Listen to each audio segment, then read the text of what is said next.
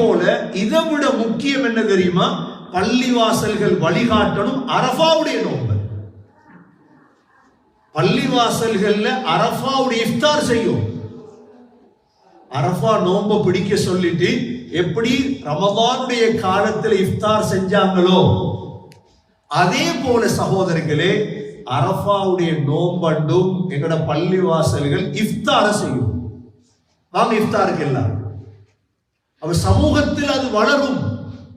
இப்ப நாங்களும் குடும்பங்களை கூப்பிடணும். அரஃபா நோன்பு இஃப்தாருக்கு வாங்க. எதுக்கு வாங்க?